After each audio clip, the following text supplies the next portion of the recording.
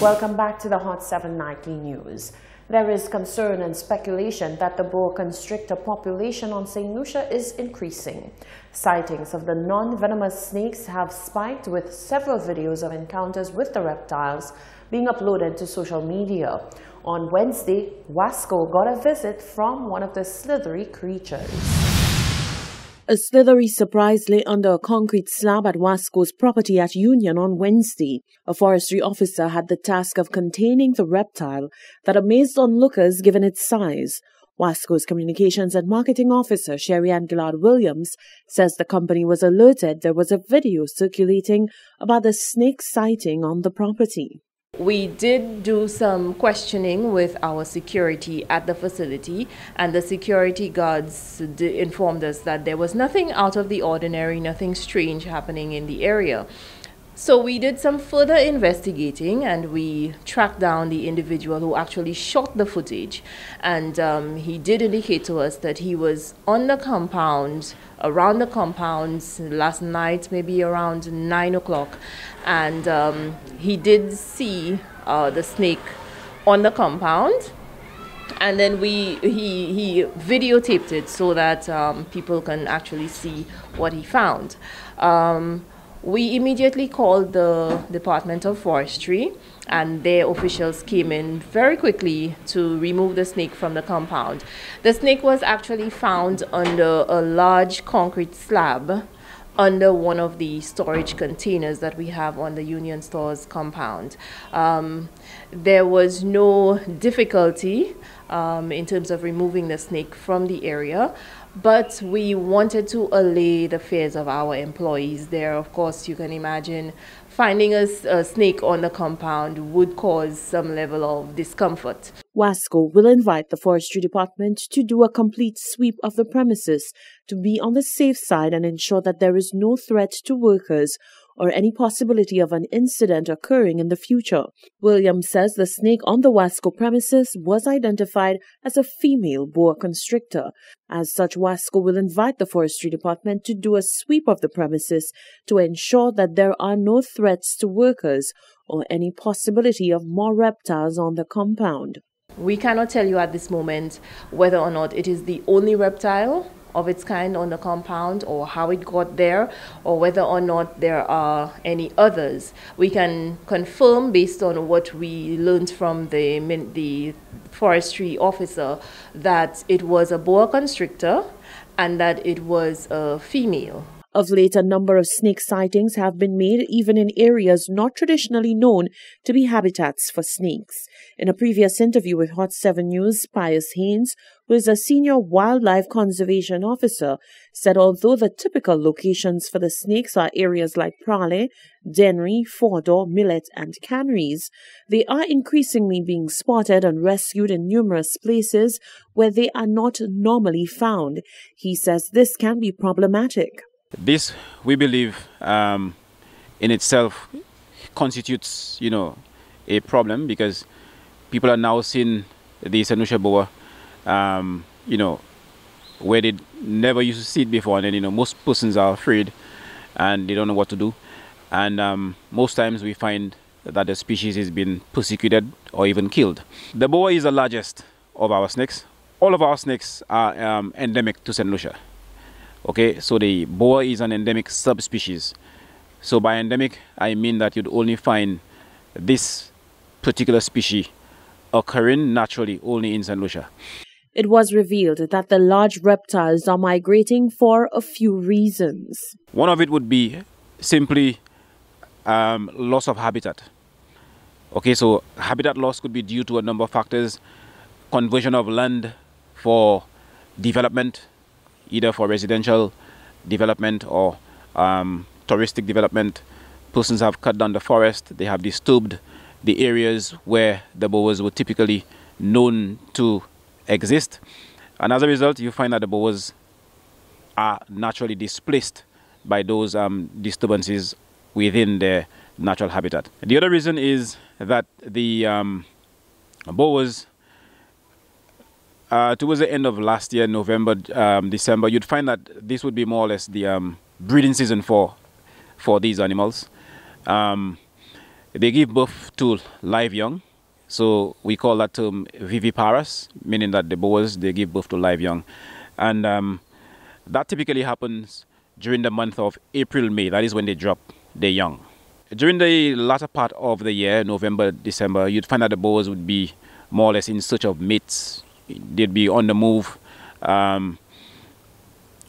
with the intention of mating. And as a result, that could be a factor that causes displacement. Another reason for displacement, he said, is weather events like flooding and heavy rains. There has not been a recent island-wide population count on the non-venomous boa constrictor. However, he says a safe assumption can be made that the number is rising. A fire can happen at any time and anywhere.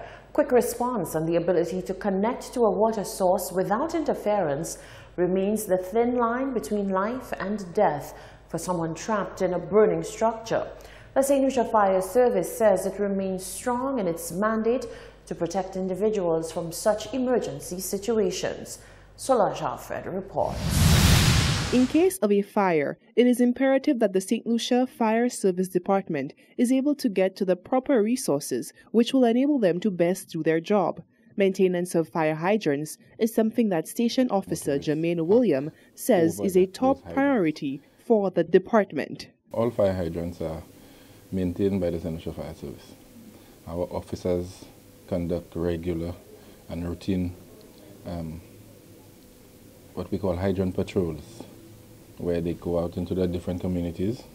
We have actually zoned our hydrants. So we have zone A, zone B, zone C, and the officers, because we have 3 shifts, so each shift is assigned a zone. The officers go out and they conduct their hydrant patrols. They report back to us on any issues with the hydrants, and that if it's a matter that can be handled internally, we take care of it. If the damage is more severe, then we ask WASCO nicely to assist us in repairing them. Williams says that a host of issues can lead to hydrants becoming defective. However, he says that the St. Lucia Fire Service has a thorough maintenance program in place. Members of the public, particularly motorists, tend to park on the hydrants. We also have the pillar hydrants in Castries, although they are few. They are not as common as before, but we have pillar hydrants which we get water from the sea, saltwater hydrants. What you tend to find happening is that members of the public, when they have garbage like nylon bags, they tend to stuff them into those pillar hydrants, which will definitely clog them. In an extreme case, if there is a fire and we really need to access the hydrant, we will do it by any means necessary. William notes that lightweight vehicles that blocked access to a hydrant have been forcibly removed in the past. Underground hydrants are marked by a bright yellow square, while pillar hydrants are painted yellow. Reporting for Hot 7 News, I am Solange Alfred. The Department of Education, Innovation and Gender Relations has announced plans to St. Lucians in a national review of gender equality and the elimination of gender-based violence in St. Lucia in accordance with commitments to the Commission on the Elimination of Discrimination Against Women, ratified in 1982, and the Beijing Declaration and Platform for Action, agreed to in 1995. The plan to execute the national review was revealed at a recently held meeting among stakeholders from 18 governmental departments, agencies, and civil society organizations. They were engaged in highly productive discussions on thematic areas for the promotion of gender equality and the supporting programs and activities planned for the year. Deputy Permanent Secretary in the Department of Education, Innovation and Gender Relations, Michelle Charles, says this national review is expected to inform a report on the country's progress in implementing the Beijing Platform for Action during the past 25 years. She says an outstanding report to the Committee on the Elimination of Discrimination Against Women is expected to be completed by the end of this year. This can only redound to better crafted policies and actions that reflect accurately our local context and provide solutions that address our own peculiarities. It would mean, too, that St. Lucia will be better placed to strengthen our relationships with regional and international parties. It would mean being easier supported by external agencies, as our requests can be couched in the presentation of evidence-based research that reflects our context. An analysis of current statistics revealed disturbing trends in the increase of gender-based violence, including high underreporting of offenses and the timely response of essential services to the issues of gender-based violence on the island. Ms. Charles says the execution of this national review couldn't be more timely. The timing of this national review is very opportune, as the Department of Gender Relations has before it national, regional, and international mandates that have to be fulfilled. The unit is small and so lacks the manpower and capacity to achieve in its entirety and in a timely manner the assigned tasks. This year, the work of the unit centers around 4 thematic areas, these being gender-based violence, health, governance, and climate change. Gender equality in social protection systems was another highlight on the agenda of the stakeholders meeting.